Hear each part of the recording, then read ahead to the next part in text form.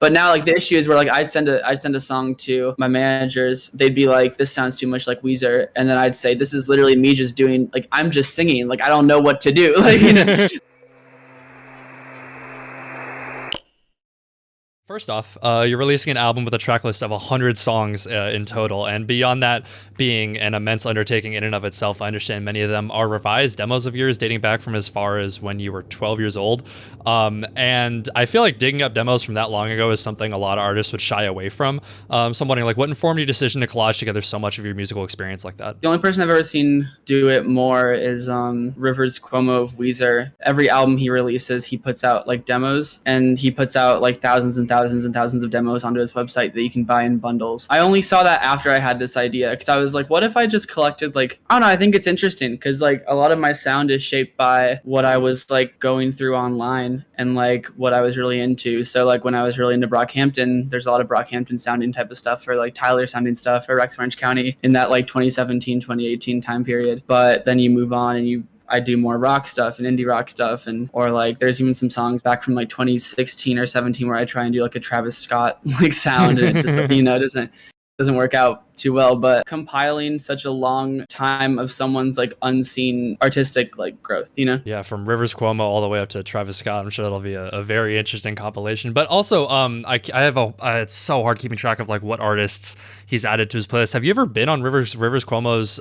Because he has that playlist of like a bunch of people from the scene. Have you ever been on that before? Have you ever added you? I've never been on it, but I'm in his Discord server. There's a channel in there for literally just meant for planning out TikToks for him. So he has TikTok ideas. Everyone helps like plan it out in different audio ideas and stuff. I made a TikTok a while ago of like just doing a cover of some Weezer song, and then he like replied to it. He was like, "Nice cover, bro." And I was like, thanks. I have like the Rivers Cuomo cosign, but I don't, it hasn't actually been on, I've never been on the Rivers Cuomo radio, as far as I know. In addition to the typical 100 track album, you're also dropping an extended version of your 2020 album, Spider, exclusively on CD and digital download, which is a pretty bold move that I think a lot of people would have maybe wanted to put in motion over the years, but haven't for whatever reason. So I'm wondering, what informed your decision to stray away from streaming platforms and go straight to digital download and CD only? The vinyl resurgence is very cool. I'm glad it's happened. Like, I grew up listening to vinyl, my mom and dad's, just because from their collection, they wanted to show us like, oh, this is vinyl and stuff. And then the vinyl resurgence kind of happened, and that was really cool.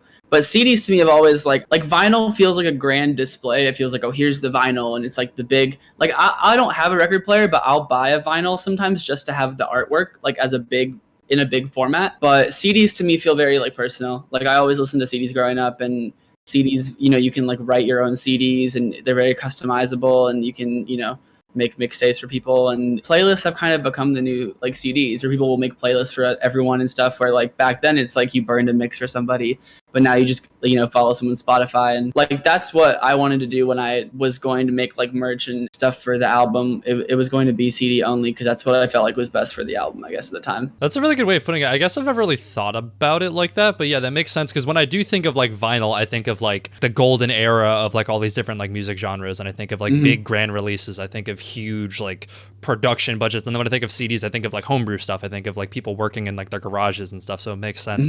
And I'm wondering, you haven't been so much on this train recently, but I understand that you are not necessarily a lifelong, but for quite a while, a diehard Kanye fan. So I'm wondering, was there any sort of inspiration there in like the direction that he took with the stem player and Donda 2, or is it all just completely this direction? I do want to do stems at some point. I do want to do stem releases, but I think that influence was from seeing Gex. Like, whenever they released their album in 2019, they released the full stems with it, and I was like, that's the coolest thing ever. And then they made a remix album, which like half of those remixes are from the stems that they, you know, put out. I think that was cool. Like, that's why, like, when Kanye did the stem player, like, it was cool to at least have a device, you know, to give people to mess around with stems and stuff. But if anything, the Kanye influence comes from the Yeezus CD, because that's like a CD you have to have on CD. Like, you can't get the Yeezus vinyl unless you want to get like a bootleg. And so we're trying to make a certain design for it and certain casing and stuff like that to make it not just like a CD rip, you know, with the cover and the back cover. Back on the topic of the 100 track album, it's really interesting because when you say demos from when I was 12 years old, that sounds like kind of insane on paper, but then I think if you spend any amount of time in sort of like online music communities, you probably bump into like a lot of 13, 14, 15-year-olds that make a lot of really amazing music. Oh my God, yeah. Yeah, you've been a pretty staunch proponent of how being really online at such a young age can have some like, or well, at least while your brain is still developing, can have like a lot of really harmful effects. So I'm wondering, what do you think are some of the pros and cons of creating and being involved in so many online communities at such a young age? It's the same thing for the pro and con. I think it's very easy to, find yourself and also lose yourself, because you can find yourself and like you can find out all these new things and new genres that you wouldn't know, or new communities or new identities and stuff like that. And it certainly helped me from a young age. I was raised in a very like liberal household, and I'm grateful for that, but I still didn't really know a lot of the newer stuff that was going on. It definitely helped me like find out who I was on self-identity fronts. But in terms of, as someone who's like already very insecure, the internet's very like clicky and very like group focused, and so it's very like in and out. Like hyperpop is like whatever, like more of a community than a genre. You'll see people on the hyperpop playlist with like a rock song, but it's just they're on there just for the name, so it's like hyperpop. The reason why I'm bringing it up is because it's a byproduct of that whole internet like genre, quote unquote, because it's literally just a group of people on the internet. It's not a sound or you can't really define what it is besides saying, oh, it's this clique of people. Using hyperpop as an example, like a lot of people have found their own sounds and found out their identities and found out a really supportive group of people and stuff like that through the hyperpop scene. But at the same time, people get insecure that they don't fit into the sound enough or the label enough, or they don't have this ABC with their songs, groups in general. It's almost like high school again, Well, yeah, I mean, it is high school because all these people are like 15, 16 or whatever. Yeah, exactly. I feel like maybe in like the first couple revisions, especially like after, like prior to like A.G. Cook taking it over, like the dark days after that happened, it definitely did have like maybe more of like a sound, but even then sort of like vague. Nowadays, like, I mean, you mentioned on Twitter a while back that like an acoustic guitar song of yours got put on the playlist, right? I guess I was referring to like Jane Remover's new songs at the top of the playlist. Mm-hmm. And it's like a full-on like rock song, but it's on like hyperpop just because it's Jane Remover. And it's like, now you're just putting stuff on for namesake. And it's cool that these artists are doing more like, wider genres and stuff. But I wouldn't be like surprised if like some like rock song of mine was like on the playlist, like, because I just see it happen so much. A while back, you tweeted about how for a while you approached like learning how to create art in a certain medium as like something that began by studying the greats to learn from their successes and failures. At the time, you got sort of like shifted more towards just like figuring it out as you go along and winging it and doing what you like. So I'm wondering, like, considering that tweet was a while ago at this point, where do you think you fall on that spectrum at this point? I definitely look to people. Like, that's part of my issue too, is I get obsessed with certain bands or artists, and then I make like 10 songs that sound just like that artist. And my managers are like, this sounds too much like so-and-so. And I'm like, yeah, you're right. It's kind of like a battle, because sometimes I'll have really good ideas that I just think of without any influence, without any like person in mind. But like my main go-to, my friend was just asking me like how I write like chords. And I literally just copy them from songs. But I'll put it in a new context so it's not obvious. But like most of my chords just come from chord progressions that I really like. I have a song that it sounds a lot more like something from like the grunge era of the 90s, but it's literally just the chord progression of that one like Walters like I Love You So song. But it doesn't sound anything like it. It just has the same chords, I'm really good at making like type beats. So if like someone like not even just in like rap or like hip hop production, but just like anything. Like I'm good at replicating stuff, but then when it comes to making your own stuff, it's like, how do you make your own like sound? And I definitely look to people for inspiration, but I also I'm trying really hard not to just make stuff that sounds exactly like something else. Right. And have you found like going back and revisiting demos that when you created that at such a young age is sort of like a freeing experience? Because I can't imagine you had nearly as much like sort of like intake of music at the age of 12 and stuff, right? Yeah, I started out making lo-fi hip hop beats for, I feel like everybody did. Yeah. For like editors and stuff. But it's funny because I came from like, I was writing songs on the piano in like third grade with like full like lyrics and stuff. And it was very much just like, all I was listening to was the Beatles at that time, but it didn't sound like the Beatles. It just sounded like I was trying to write like songs. I made the lo-fi hip hop beats to try and get on people's pages so that they like use them in their like Bart Simpson, whatever edits, like VHS. I'm definitely proud of where I'm at now.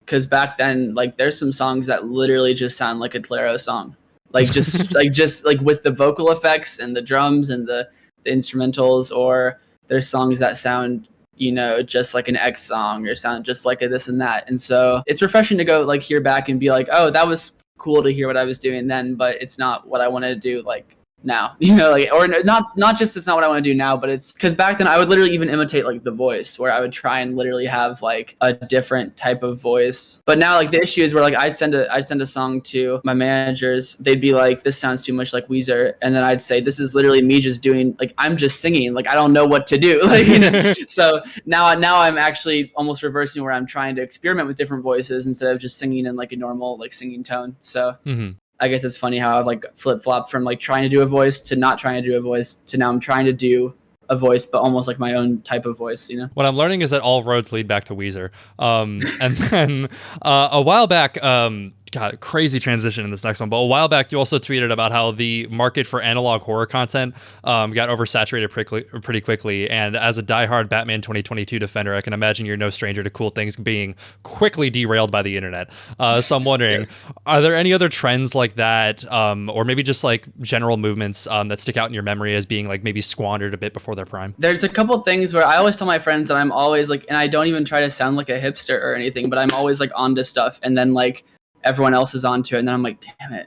Yeah, like you get even as far back as January 2020 with the COVID, right? Like, didn't you catch wind of that way before everyone else? Was okay, yeah, that was crazy. So my friend hits me up, and it's like December or January, and she's like, Ben, I'm freaking out because I have asthma, like there's going to be a worldwide pandemic. And I'm like, what the fuck are you talking about? No, like, because she can get like scared of stuff easily, and so I was just like, okay, like maybe like just over, but no. And then like she showed me like, oh, this is like what the CDC is saying, there's already 4 cases in America, like it's already going crazy in China, but they're trying to shut down the airlines and this. And I was like, oh shit, like something's gonna happen. I thought it was gonna be like maybe like Ebola, where like it was big but it wasn't like big.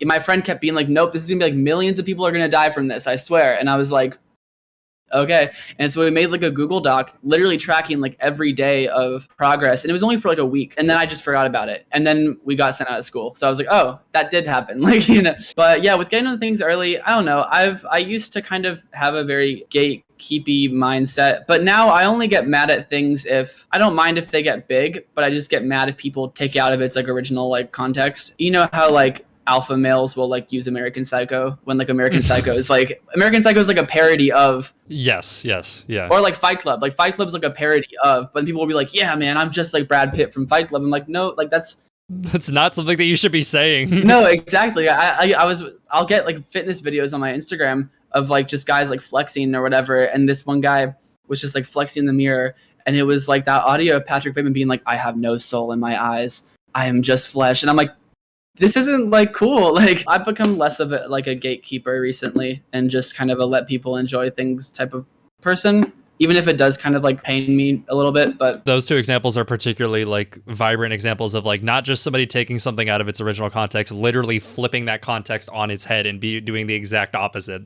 Yeah, literally. What was your thing with the Batman? Like, what do you think? Oh my God. I really loved the movie. Like I loved the movie. And then I walked outside I've seen it twice. I walked outside the theater, checked my phone, and I was like, oh, I wonder what people on Twitter are saying about this. It's just nothing but simping for the Riddler. Nothing but just like tons of fan cams of this person that murders people multiple times in the movie in horrible ways. And I was like, what the hell is wrong with you people? And like there was like this one meme that was like, who like stepped on my sandwich, and it's like a sandwich with a little paw print in it, and it's the Riddler. Yeah, and it's like it was me or whatever. It's like, no, stop it. That's just a funny example. I found that funny. I didn't get like upset at that, but yeah, the Batman has been very quickly co-opted by some very odd circles of the internet. It always happens, and there's things where I know it's gonna happen where it becomes like a Twitter, ship or a Twitter dynamic, or there's gonna be fan art. But I didn't imagine the levels to which people would go with like the fan art. Like, not just like, oh, it's like sexual, but like, oh, it's like you're drawing these people as like teenage kids from they shop at Hot Topic. Just like this whole style. I'm like, this guy's like a 28-year-old man. Like, this is like a completely different, I don't know, but I remember doing that when I was like kind of my age. I was very into like shipping and like fan fiction, and because I was into like 21 Pilots, I was into like Panic at the Disco and like MCR and like stuff like that. And so so you've had a rough ride with Twitter recently then, in that case, if those were your picks. With what? With Panic at the Disco and the way they've sort of in recent years. I've never thrown a punch in my life. But if I was just talking about, if I had to throw 3 punches, one of them will be Brendon Urie, because he ruined Panic at the Disco. I don't know. Have you listened to Panic at the Disco? Yeah, of course, yeah. Ryan Ross was the guy who made those first 2 albums. What happened was Ryan said, I'm done with Panic. Like, because it's my band, I'm done with it. Like, he wakes up one morning and sees that Panic is like touring, and he's like, what? And it's Brendon Urie now just taking, and so Brendon Urie's just like made the band into his own thing when he should just be doing like solo music. That's the thing that I'm glad. I was ahead of the Brendon Urie hate train. I used to hate Brendon Urie so much, and I still do. But now everybody's hating Brendon Urie, and I'm like, thank fucking God. Like, so COVID and Brendon Urie, 2 trends that Lucas Lex was here first. Something a lot of people may know you for is not just only your experience as a musician, but also as a content creator. Maybe not so much recently because your TikTok's been 6 feet under for a while now. But in the past few years, I mean, that brings up the fact that in the past few years, there's undeniably been an increasing push for artists to become content creators alongside their own music. So I'm wondering, like, as someone who has been both, what do you think are some of the pros and cons of the line between like content creator and musician being increasingly blurred? Here's the thing. I was on TikTok a year after it was like done. So TikTok was like big, but TikTok wasn't like 1 billion downloads big like it is now. And so now if you try and promote your music on TikTok, like nobody cares. Like I was just looking it up because I don't really try and follow like here's the marketing analytics for if you're an artist, like 10 ways to like boost your, I don't really like watch that stuff, but they were saying that Reels is better now because Instagram Reels is more like new. And so you always have to find like the new thing. And so at the time I was posting TikToks, a year after. So I would get 70,000 likes on a post that was just saying like, it took 9 songwriters for Shawn Mendes to write Senorita, but it only took one songwriter and producer for me to make my song. And people would be like, now, like, yeah. I would just like stand in front of my camera and be like, I'm dropping this song next week. And like, it would get engagement. Because people were like, oh, it's so cool. You're like a musician and a content creator. But now like no one cares because it's so like overdone. Like we've seen like YouTube, videos all about like the push for artists to do stuff on TikTok because it's just gotten oversaturated by labels. And so I guess like the pros of being a content creator is that you already have an audience and you're going to give them something that they didn't expect, but they might like,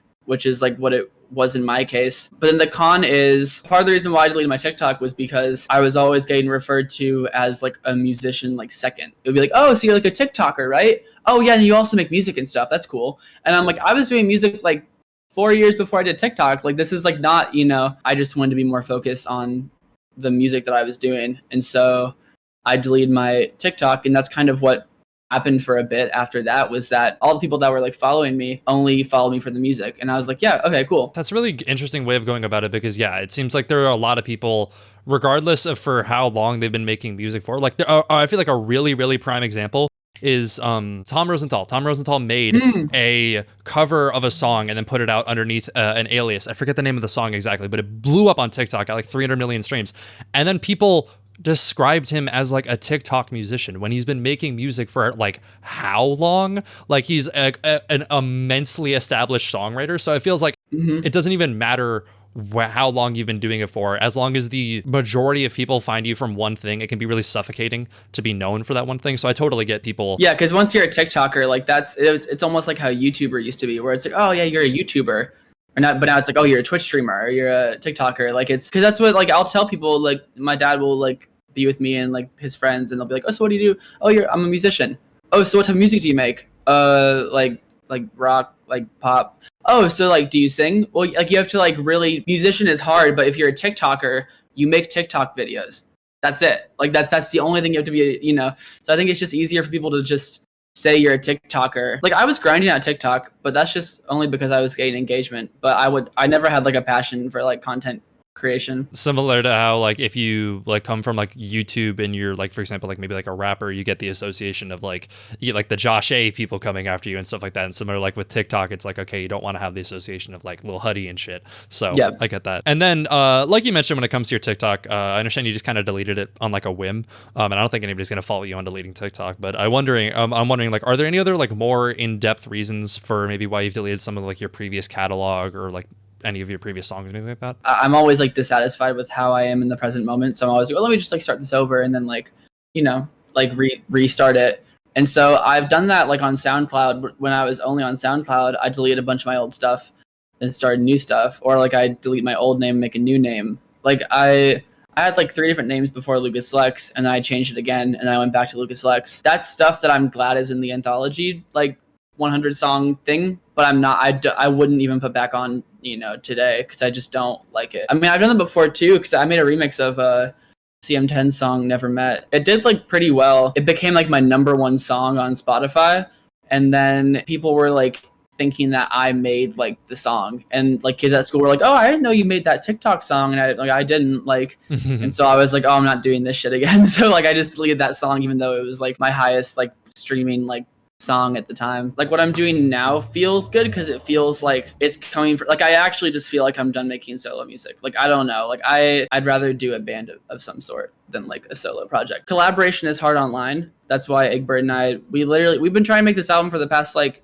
the DSI Boys album for the past like year, and it's never gotten done because it's so hard to just like, oh yeah, I'll send you this file back. Oh yeah, I'll send you this file here. Oh well, then like, can you get this done? Oh yeah, sure. Let me send you. Like it's just like it doesn't feel like a natural process. And so if I were to do something in the future, it wouldn't be a solo thing. It'd be more of like a group venture, like in person. I feel like you are now in like a position that I feel like a lot of artists like maybe dream of. I feel like it's a story we've seen like countless times before, where like maybe like not necessarily like a breakout single, but like a huge song from an artist. It'll be cool for the artist for like a few months, but then they'll soon be like, oh wow, I really don't like that song, and now everybody knows me for it. I feel like we've seen that 1,000 times before. And I feel like a lot of those people that have been put in a situation like that have sort of daydreamed of like deleting that song off the internet and then being rid of it.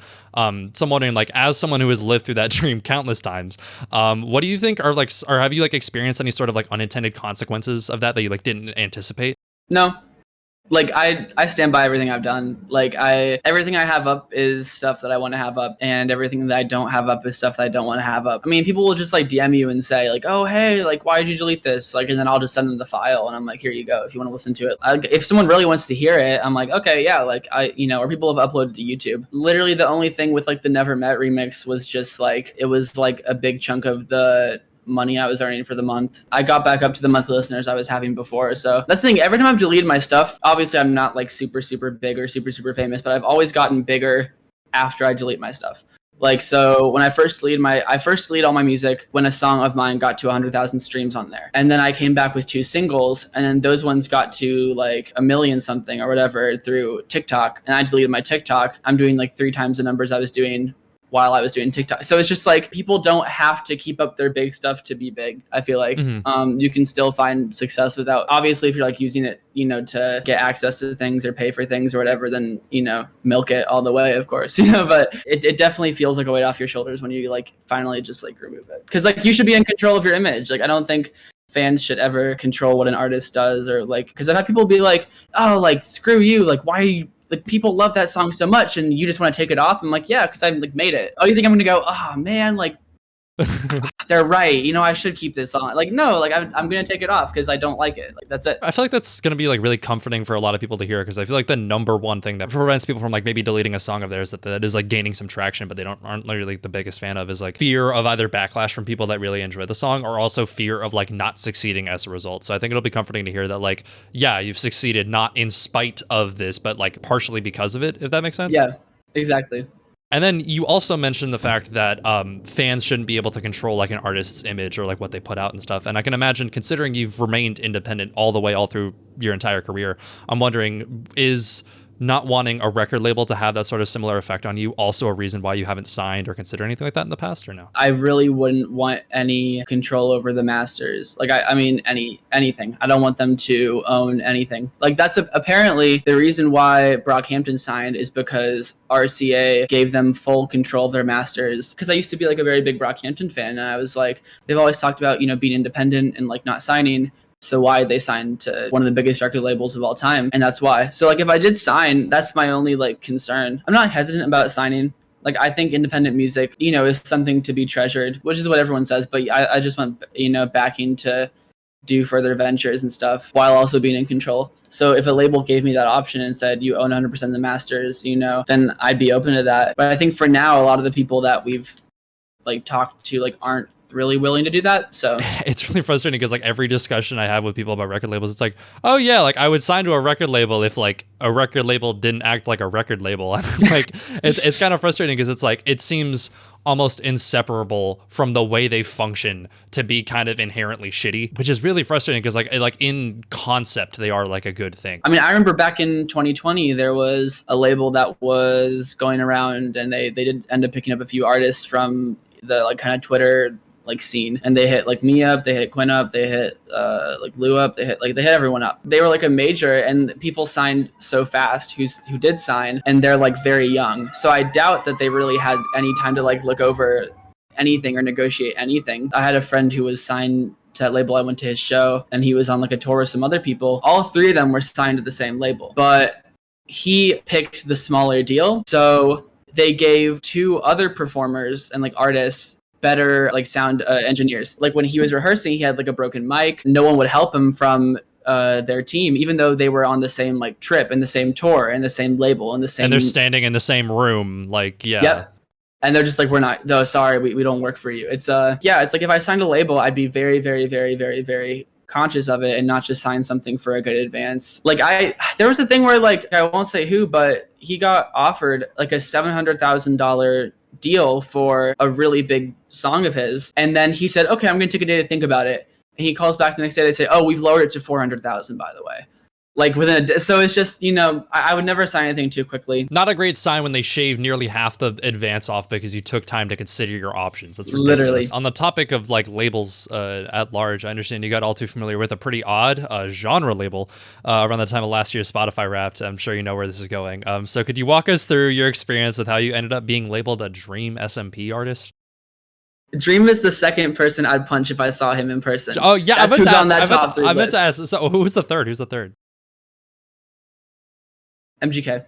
Okay, yeah, no, that's a pretty good trio. God, that's a horrifying blunt rotation. But so what happened? Because I still don't really understand. I just know that you were labeled a Dream SMP artist. I don't know how. That's like what happened. Literally? Like, I mean, okay, so there's like lore behind it. I woke up one day and it was everyone's Spotify Wrapped, and you know, I expect, you know, there's like people who tag me in their stories and whatever. And then people were saying, oh, I'm kind of pissed that my top genre is Dream SMP, but I guess I listened to a lot of Lucas Lex this year, and I'm like, what? Like, you know, and so I go on to, no, actually, I lied. I knew about this before. So do you know that website, everynoise.com or .org? Like the big chart thing, yeah. Yes. Mm-hmm. And so I always go on there like every, like a couple times a year just to see. My thing used to be like garage rock or like escape room, which whatever, that's on like everybody's thing, but I don't know. Yeah, I don't know why it's always been on my Wrapped. I don't know why. But then my friend went back, and the only thing there was Dream SMP, and I was like, what? And so I click on the genre and I go to the thing, and it's like half of it's like people who are actually involved in that like Minecraft community who also make music, but then half of it was like Toby Fox for like Undertale, or it was like Cave Town. And so I look on my like Spotify for artists, and my top playlist is a playlist for Technoblade or something. Like this is like way back when. And so my song was the first song on it, and the playlist had like 15,000 likes. But my assumption of what happened was, I think Dream SMP fans listen to the artists that are in that genre, but they also like the artists that are like literally the people who play the, you know, Minecraft. But then there's also like a shared like listening habit. But I think I was only on there. I don't think a lot of Dream SMP people listen to me. I think it was just because I was the top of that one playlist. And then that changed my whole like genre from like garage rock or whatever to Dream SMP. If you ever needed a more damning indictment against Spotify's like asinine way of like labeling genres and stuff like that, I feel like that's a very like clear way of demonstrating that. Yeah, because I mean, I kind of get what they were going for. Like, maybe they could have made, like, an official playlist for, like, Dream SMP. And, like, honestly, as much as I hate, like, Dream and stuff, I wouldn't mind if I had at least, like, 3 other genre names. And then, like, if Dream SMP was a 4th genre name, I'd be like, oh, this is just, like, really funny. You know, but then, like, Dream SMP being my only genre, that's the only thing that Spotify labels me as. I would also agree with, like, people like, you know, like Wilbur Soot, Dream, all those people like being tossed together like this Dream things, that makes sense. But it's like pulling in people who like the way I figured it was like maybe one of them used like a song of yours in like an outro of their YouTube video or something, but it is literally just a Spotify playlist. I googled it, yeah, because like they have those accounts that track someone's Spotify. Yeah, those are horrifying. Which that's already like weird. But yeah, but like I've only had that happen like once, but it was for some like it wasn't even related to Minecraft. And although it's like fun to point and laugh at Spotify for like completely mucking that up in that regard, we have seen a lot of discussion about the tendency for places like maybe like Rate Your Music or like Last FM to kind of like constantly iterate on established genres with like all like the core step and like pop suffixes you can possibly imagine. So I'm wondering, what do you see as some of the pros and cons of like the increased like diversification of genre labels? It's kind of pointless. I mean, there's a point to genre. Like there's a point to, I think, the basics. Like there's a reason why we differentiate jazz from classical, from pop, from whatever. But I think once you get into the rock territory, you can have, heavy metal, you can have prog rock, you can have garage rock, you can have all these different things, and it's fine. Because, okay, here's the thing. I think people care, especially with online stuff, they care more about identity than actually like labeling stuff. And so I think a lot of these new labels have to do with identity rather than actually being able to like label something as something. And so with like Dream SMP, I think Spotify saw that and they were like, oh, well, this is like a Dream SMP genre. Like everything's a genre now. Like people will be on board with this. But even Dream fans were like, what? I think everyone wants to feel like their own individual self while also feeling like they're fitting in. So they try and make these like super niche genre names for stuff.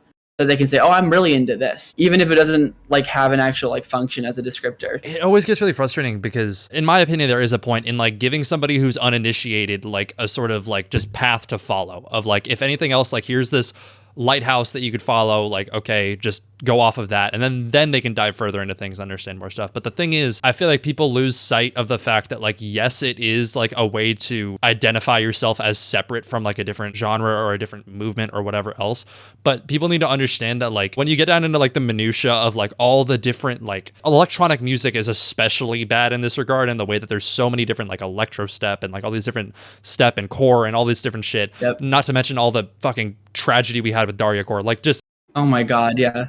When it gets down to like a point like that, you're no longer helping people with like, here's one word to go off of, like just use that and then go deeper. It's like, oh shit, now I have 50 that I have to memorize, and it's not helping. It's just making things more complicated. It's like completely perpendicular to like the original goal of giving something a genre label. Like, okay, here's the thing. I kind of liked the Digicore name back in 2020. Like early 2020, whenever Digicore, because that's the name that people were kind of reluctantly huddling around. Like as a community, people were like, okay, I guess Digicore, whatever. Because it made sense, because it was like primarily on SoundCloud, primarily with these types of drums, this type of auto-tune, these types of instruments. I feel like that served a function. And I'll still even like tell friends, I'll say, oh, this is more of like a Digicore type sound, even though it does kind of sound like cringe to say out loud, it still like serves a function. As basic as it sounds, because genres are meant as a descriptive thing, like I think genres should remain a descriptive thing. I mean, but like at the same time, if one of my friends says like I'm really into hyperpop recently, I can get a gist of what they're talking about, but it still doesn't help me define, oh well, so are you listening to like Glaive? Are you listening to 100 Gex? Are you listening to Sophie? Are you listening to Charlie XC? Like these are all very different artists, that stem underneath a single umbrella, so it can get really confusing. Yeah, and then of course there's like the aspect of like the history of something, where it's like the more you stuff a bunch of stuff under a single umbrella. Like I didn't even know prior to like 2019-ish, like the word hyperpop was something used to describe a completely different genre of music. Or like it's just really difficult to like go back and like find these things now, because now it's buried underneath 30 other Google pages of other stuff that have used the term hyperpop. So I think I think the primary goal of using a genre label is as a descriptive term. I think it's also important to preserve like the history of it through different stages of its development. I remember back in late 2019, Youngster Jack and David Shoddy were getting very big at the time, and Sebi a little bit too. There was some like rap page on Twitter that had photos of all three of them and was like, it described them as estrofem trap. That was the genre name. They were like, this is this new with like high pitched voices, and like I agree with that on Sebi, honestly. I like that. That's like a good low key, yeah. Like I get it. Me and my friends will still be like, oh yeah, I'm making this estrofem trap type beat. And then a while back, I talked to a mutual friend of ours, Finlands, and he mentioned that you and him debated the mix of your most recent song Time Passer for like 6 hours straight before eventually agreeing on a final version, which raises a question like, how do you decide when a song is finished and ready for the world to hear? If I can listen to it through and not have a problem with it, which I've mistakenly done sometimes, where I'm like, I just finished the song and I just like put it out. The issue with that song was that there were like little parts where I was like, I want this tweak, or like Finn was like, I want this tweaked. It just took so long to finally have a final version where every single part of the song felt like right and was mixed right and like felt, you know, good for both of us. A while back, you tweeted that Sanrio Boy by Lil Eli is a song that you often return to whenever you find yourself in a creative rut. So I'm wondering, are there any other songs or maybe even like full projects like that you turn to? For Lucas Lex stuff, I always return to Black Parade sometimes. The reason why I was in my Weezer bag for a while though was because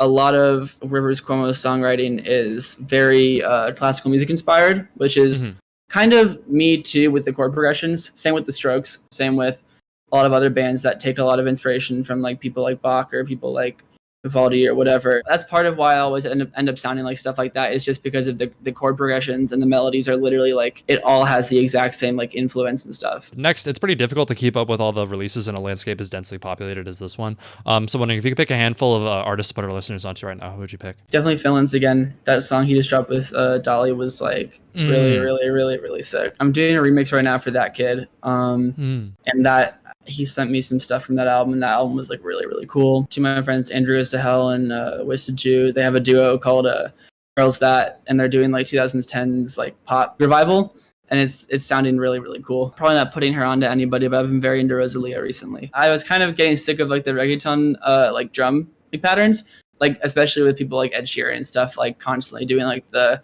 you know, like the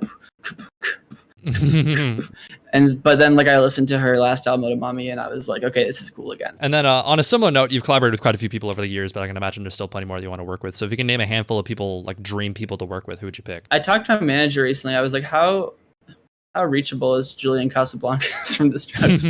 I was like, hypothetically, you know, okay, here's the thing. I want to work with Paul McCartney, but he's not doing any of the singing. Like, it would just be a songwriting thing. Like, that's why I liked his collaboration with Kanye, because it was literally just like songwriting and instrumental. I don't want to collab with people unless like I have a reason to. Like, I don't like people who just do collabs to like do collabs for names and stuff. I'm just focused on like working with my friends right now. Finally, you've already come a really long way this year, and I'm super excited for what's to come for you. And with the new album on the horizon, what are you looking to accomplish from here on out? What can we expect from Lucas Lex or just Ben going forward? A lot, I think. Well, because I think the Lucas Lex name, I had a vision. I hate that word now, but like I kind of had an idea. Like Lucas Lex feels like a very restrained thing, and so there's a lot of stuff that I wanted to do, but I knew I'd have to put it under the Lucas Lex name. That I have ideas for like art gallery stuff. I have ideas for like short films and like documentaries, and I've been working on like fashion collections. And still expect music, but definitely like from me alone, just expect a lot different things that I haven't done in the past that I now feel like I can kind of do with ease. Fuck yeah. Okay. All right. I think that's going to wrap it up for us today. Thank you so much for meeting with me. Yeah, no, thank you. Yeah, this is cool. Fill my heart with